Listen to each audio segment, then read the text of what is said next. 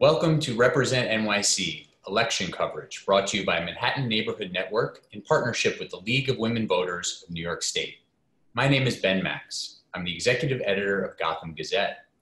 New Yorkers will soon be voting in the general election this fall for races including president and vice president, the U.S. House of Representatives, the New York State Senate and Assembly, and more. Today, we're bringing you a candidate debate in one Manhattan State Senate election. All registered voters can vote either by absentee ballot or by voting in person, either through the early voting period from October 24th to November 1st, or on Election Day, November 3rd. New York's 28th State Senate District is one of the state legislative seats up for election this year, one of just 63 state Senate districts across the state. The 28th District is based largely in the Upper East Side of Manhattan and also extends to parts of Gramercy, Murray Hill, and Midtown. And we're pleased to bring you a candidate debate in the race today between the incumbent state senator, Liz Krueger, who is the Democratic and Working Families Party nominee, and her challenger, Mike Zumbluskas, who is the Republican and Independence Party nominee. Both candidates are here with us today by Zoom. Thank you both for being here. Welcome. Thank you. So quickly, the format of today's debate. It's a 30-minute debate, and each candidate will have up to 2 minutes to answer each question posed and 1 minute for rebuttal when needed. We'll try to keep a good flow of the conversation going, and I may ask some follow-ups. If there's time at the end, there might be a quick lightning round of yes, no, for, against type questions, so we can get voters as much information about you and your positions and proposals and approach to being a state senator as possible. And I will warn you candidates that as we reach the end of your time to answer, I'll first say a gentle thank you and try to give you about 3 more seconds to wrap up before I really jump back in to move things along. We're going to start with the challenger, Mr. Zumbluskas, and let's talk about experience. So Mr. Zumbluskas, you're seeking elected office. What experience makes you the best candidate for this state Senate position, and what would you bring to the seat if elected? Well, my background is pretty unique. I grew up as a GI brat, so I traveled around the world. I've been in many different circumstances. I've worked in the private sector, the nonprofit sector, and right now I work for the New York City Department of Transportation. So I have a well-rounded experience level about how to solve problems. I've been working in politics since 1992, the first Ross Perot campaign. I've helped on literally hundreds and hundreds of candidates' elections, Democrats, Republicans, Independents, all across this city, and I've helped candidates in other parts of the country. I'm a very good researcher. I come up with unique policies that you won't see anywhere else that actually are well researched, and I actually go to people in the different agencies that actually handle this, and they say these could work. One of my big ones is a homeless policy that you won't see anywhere else. I actually talked to a gentleman, I can't remember his name, about a year ago, that was second in charge of England's homeless situation for about 5 years. He was no longer in that position, and he found it very fascinating, and he thought it could work. And these are things I can bring because I do research. I do come up with unique ideas. I don't care if they come from the left, the right. I don't play ideology. I want things that will work and advance our society and make it better for everyone. That's what I bring to the table. Thank you. And I don't think you mentioned what that policy was. What was the policy about? That was homeless policy. I have a unique policy that, if you go on my website, you will see, which is www.electmikez.com, you will see many different policies. And the homeless policy I set up is basically we have to fragmentize how we actually house people. You want to put younger people with mental problems with the mental problems, because this will help the social workers handle these problems instead of handling 300 different problems. Now they get to specialize, and they can actually move people through the system a lot quicker. All right, maybe we'll come back to that later on in the discussion. Senator Krueger, why don't you talk a little bit about your record since you've been in office and what makes you deserving of re-election? Well, thank you very much. And I want to thank this channel for hosting this event, because in this virtual world we live in, it's harder and harder to talk to actual people about the fact that we're both running for election in a couple of months. I am proud to be the state senator of the 28th district. Some people might not be aware that I'll be entering my 20th year in the Senate if in fact I am reelected by the public. And some people might think that's too long.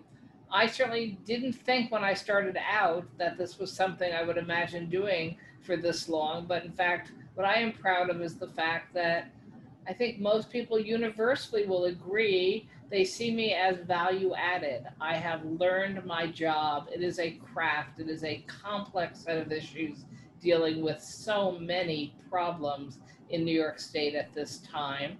I am proudly the chair of the Senate Finance Committee after spending literally decades trying to make sure I understood the ins and outs of the state budget and all the different programs that state money is raised for and spent on. And now more than ever, it is important to have people who understand the complexities of operating a government for 20 million people being in the legislature. I appreciate Mr. Zumbluskas' honesty about his independence. I think he's absolutely right. He is a creative mind who does not stand on any ideology, and I respect him. And I think this might be the third time we've run against each other. That's right. Third time. So I think that we also have a sense of each other. I believe that the people of the 28th will decide that they do want to stay with me for this coming term. What I'm perhaps proudest of is the fact that every day people tell me I have the best staff in state government. And I know that that's true. We deliver on the direct service level, on the public policy level, on responding to people's needs, on helping them get from government what they believe they need and should be getting. And so it's an interesting, complex blend of literally direct service one-on-one with people, with bigger public policy answers, developing legislation and moving legislation forward when we see patterns of problems. I also pride myself on working with all members of the state Senate, Democrat and Republican, to accomplish our goals. I think you wanted to cut me off. So Senator, if you could name for folks two of your biggest accomplishments that you see that you're running on, what would two top ones be? Well, I think at the moment, probably some of the housing bills we have successfully moved, the changes in the rent regulation laws as of 2019, which was really a compendium of pieces of about 30 bills into one housing bill. And I'm very proud that really about 7 of my key housing bills were incorporated into that modernization of our rent regulation and rent stabilization laws. Actually, this year we've added some critical housing bills to try to protect people from eviction during this time of pandemic and unemployment and literally crises across the city, across neighborhoods. Of every piece that we ever imagined having to deal with, we're getting all at once. I'm also a proud supporter of the bills I have moved for women's reproductive rights over the years I've been in the Senate. The women's right to health care bill when I first got into the legislature, and the Women's Reproductive Health Act protecting the families of New York State to assure their right under Roe v. Wade, even if a federal government and a Supreme Court go a different direction, which apparently they have been doing of the last 2 years or such, so that New York State now has the strongest reproductive health rights protections on our books of any state in the nation. So Mr. Zumbluskas, you want to replace Senator Krueger in the state Senate. Why? What hasn't she done, or what would you do that she hasn't done, or what approach would you bring that's different? Why does she need to be replaced, and why does she need to be replaced by you? Well, one of the things, well, first, one thing I'm going to mention, I will try to hire the best staff I could. Just like Senator Krueger, when she took over from Roy Goodman, he had a great constituent services. I'll admit she does, and I will try to replicate, if not expand on it. So I take that out because almost not every representative, but almost every representative does have good constituent services. If they don't, they're out. But this year has seen this city and this state go into an economic depression, not a recession. We're over 20% unemployment in this city right now. We have small businesses that are being decimated because our government overplayed the COVID hand, that we should have been reopening a long time ago. We should be able to let the ingenuity of the American people, restaurants and other stores, we can put UV lights in them. They have air purifiers that you can stick on the wall that in these businesses, so that will help. Instead of just shutting down completely, it was supposed to be for 14 days. It's 6 months. And we are being destroyed. And it's the low income people that are being hurt the most, because those are the jobs that you have to go to the job. I'm working from home. I work for the New York City Department of Transportation. I'm working from home right now. I think I should have been back to work a long time ago, of course, with safety precautions. But we have so many economic problems. I don't think Liz actually understands the problems we're going to be facing and what we have to do, because we won't have the rich tax base that we did because these businesses are collapsing. You're having millionaires, billionaires, and even middle class people moving out of the state. Our tax base is going to be, it is decimated, it will be decimated. Okay, that hits your time right there. So why don't we let the senator respond then on understanding the needs of New Yorkers in this crisis. Senator Krueger, what's your assessment of what needs to be done, and including some of what Mr. Zumbluskas mentioned there about people leaving the city?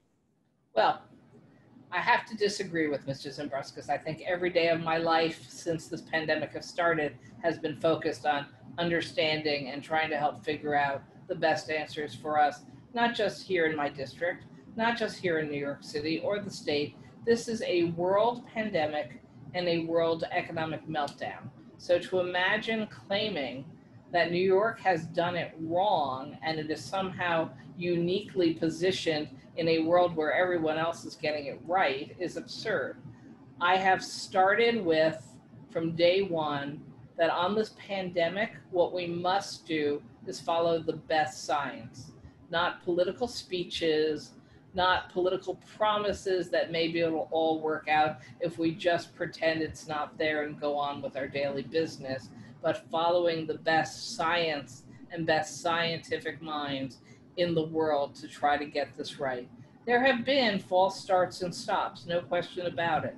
But if we look even today, the countries and the cities and the states that reopened too quickly, that didn't follow the best science, are seeing skyrocketing rates of COVID, while New York State is below 1% in New York City, and we continue to make progress with not seeing our people die from this terrible disease, while we are still working with the scientific community to get the best practices put into place as soon as possible, while also waiting for a successful vaccine to be produced, tested, and available. So what's next? Where do we need to go, Senator, in terms of, one of the biggest issues on the table right now as we're talking is resuming indoor dining, for example, or, Mr. Zumbluskas brought up the idea of trying to encourage more people to go back to their offices. What do you see as the next steps? What should be done? What should be avoided? Well, what should be avoided is simply listening to speeches given by politicians, particularly anyone operating under the Trump administration, who continue to say, frankly, fairly insane things about drinking Clorox bleach and taking untested drugs, and there'll be a vaccine ready by November 1st, and everybody should just relax, take their masks off, and go back to work. nothing could be further from the truth. What we do know is we can carefully reopen more parts of our economy as long as we are looking at it step by step. You started with restaurants. That's probably the hardest challenge we face, because think about it. You're inside a closed room, if you allow indoor dining. You have your mask off to eat and drink. The research shows when you are eating and drinking and talking to people, something that people enjoy doing at a restaurant without your masks, you are the most likely to be spitting and coughing and sneezing into the atmosphere, passing along the potential of COVID disease to others, not just in your party at your table, but through the wrong ventilation system throughout the entire restaurant. So I have enormous empathy for the difficult economic realities for anyone in the restaurant industry, but I'm not prepared to let people die over it. I mean, just yesterday I was reading about South Dakota. You didn't even think people existed in South Dakota.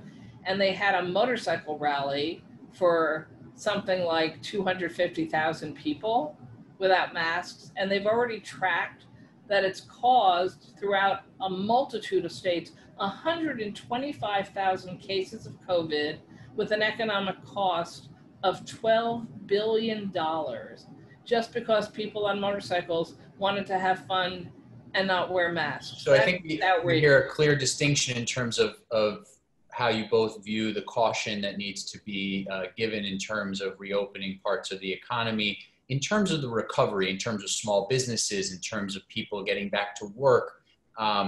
What are some of your proposals, Mr. Zumbluskas, let's start with you. What are some of your proposals in terms of how to do some of that, what you would do in the state Senate to try to encourage a recovery here for New Yorkers, whether it's small businesses, large businesses, or people trying to get back to work? Well, one of the things I'm going to say is I didn't say to do it unsafely. That's why I said, you know, we could have dividers in restaurants and other things, the UV lights, which is scientific proven that it kills the virus. The air purifiers, which killed the virus. These are things that are being done, and the scientist says they are effective. I'm not saying put 100% people back into a restaurant. Let 25, 30%. It depends on what their capacity is and how they can separate them. We can do that. Other states and other countries have done it. We will never have a zero-sum game of people never getting it. But we can actually isolate those that are the most vulnerable, which I'm one of them. I have diabetes and I have asthma. So I am, I have to take personal responsibility. Going back to what you were saying on how we need to open. Most of Midtown, all the way down to, the ferry, most of those restaurants and businesses are gone. They're not coming back because they relied on tourism. They relied on the office workers.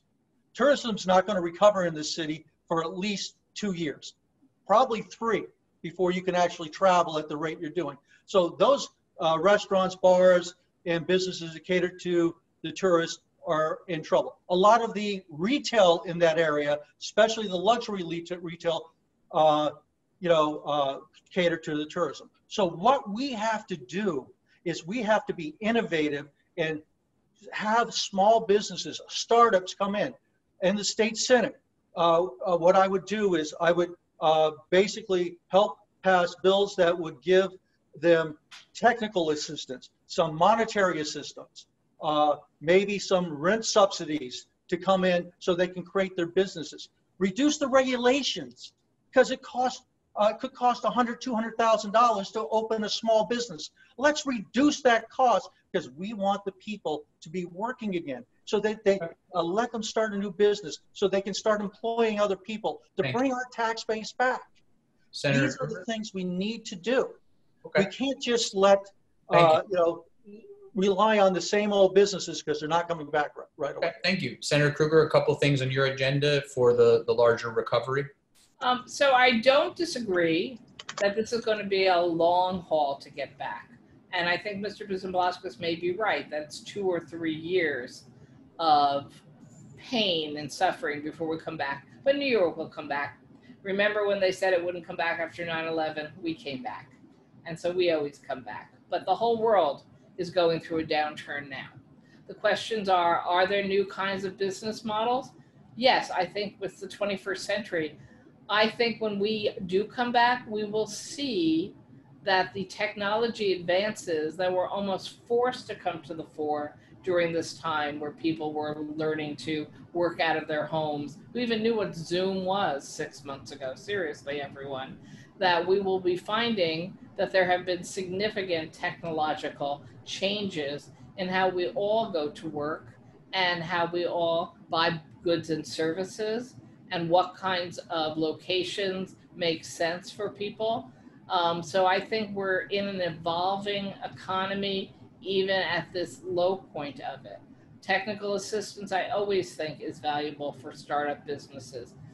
Are there things on the state legislative agenda that you want to see move, whether it's reconvening through a remote session as you have previously, or even if it's not until the beginning of the new year? Are there things on the agenda that you want to see? There are endless things on the agenda. One of the things that the state Senate has been doing, and I'm very proud of, is we've been having ongoing hearings around the different issues that the pandemic has brought to the fore, having experts from around the state come and to have those discussions with us via Zoom session, open to the public. Anyone can watch, anyone can call up those hearings afterwards and listen, discussing exactly these types of issues. What can and should we be doing to support businesses reopening? What can and should we be doing to explore new models for the new economy?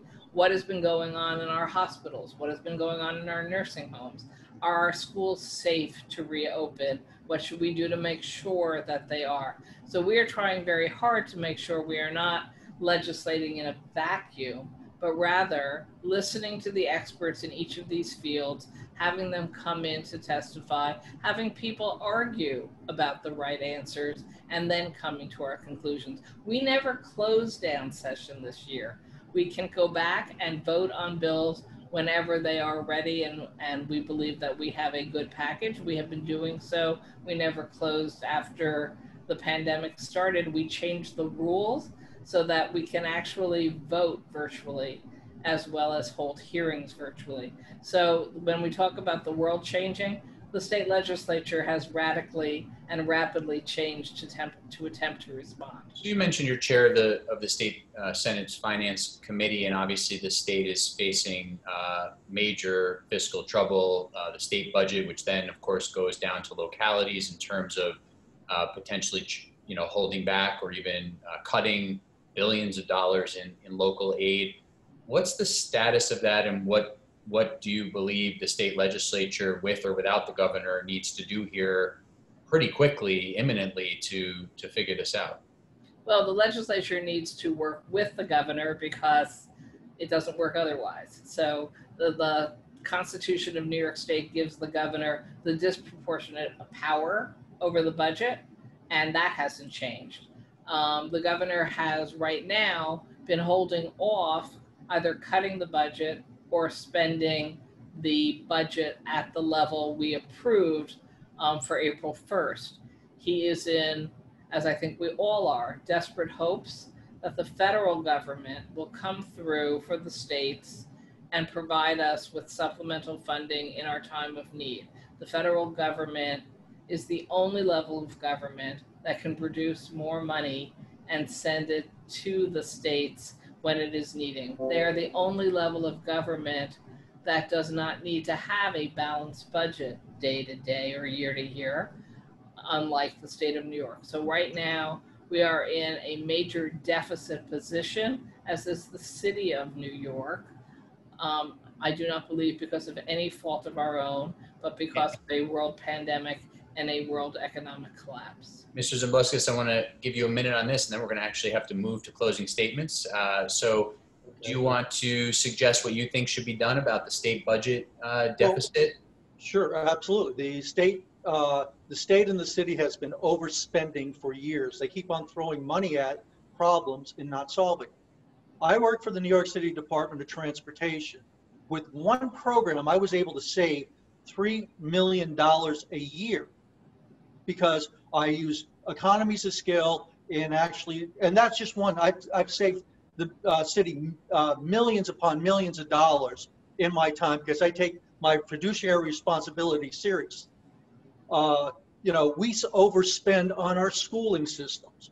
Do you realize in the 1960s, there was 2.5 teachers for every one administrator / support staff. Now it's 1-to-1 or over 1-to-1 in all these areas. And we keep on throwing money in the solutions and we're not solving the problems. The MTA overspends tremendously. I mean, when they built the Second Avenue I understand where you're at in terms of finding savings and well, one of the things we have to do is we have to, the other day in the post. I just want to be clear, we're in our final 2 minutes here. So Mr. Zumbluskas, we're going to stick with you. Okay. Take your minute here as your closing statement, continue your thought or however you'd like to spend it, but this is your closing statement. The other day I read in the Post how a lot of nonprofits that are funded by the state and the federal and the city government are having problems. Everyone's going to have to take cuts. So what we have to do is do a private partnership, private-public partnership, and try to raise money in the public system sector to help fund some of this stuff so that the seniors do have rights, that they do have rent assistance. The government can't do it all. We have to improve the economy. And also improving the economy, right now we have a serious safety and quality of life has deteriorated tremendously, and it was deteriorating before COVID. The bail reform law was a disaster. I know a couple of weeks ago, Liz on a Zoom call said, well, you have to understand it. The 92-year-old woman that was punched by Rasheed Bremen was out since March on 3 other assaults. They did not have you look at the record of the person. I understand people get put in jail, and I have a criminal justice reform that actually would address most of this. But, when you look at this, some of the problem is right now in Albany, they're all talking to themselves. They're all from the same party. They all are the same, think the same way. We need different people with different ideas. Thank you. Senator Krueger, over to you for your closing statement. Thank you. I want to thank everyone for participating today. And I do appreciate my opponent's frustration and angst. I think there is a high level of upset and angst everywhere at this point in time. I do think that requires professional government who will be willing to look at everything with new eyes and try to move the best proposals forward. I am very proud of my record in the state Senate. I am proud of my relationship with my constituents, regardless of their party. I am hoping that they will trust in me through their vote to continue to try to serve them as best I can in these very difficult times. And yes, I admit, they are difficult times. We are failing some people. I look forward to working with people I don't agree with on everything to come to answers. And I look forward to looking at Mr. Zumbluskas' proposals and to see whether any of them are in fact better answers than what we are doing now in order to move forward. And I just hope that people will regain trust in government, because I think that's one of the biggest issues right now, that they feel that government from the very top down has been failing them and that we need to do better. And we do, but we are also confronted with truly extraordinary challenges that I know that we will get past, but it will take time. And I want to thank you for having me on today. Thank you. Thank you both for being here for this debate in the State Senate District 28. A reminder, all eligible registered voters can mail in an absentee ballot or even drop it off at early voting or other poll sites, or you can vote in person during early voting or on election day, which is Tuesday, November 3rd. Thank you for watching Represent NYC Election Coverage on Manhattan Neighborhood Network. For more election coverage or information, you can visit MNN.org, the League of Women Voters at LWVNY.org, or us at GothamGazette.com. I'm Ben Max from Gotham Gazette. Goodbye.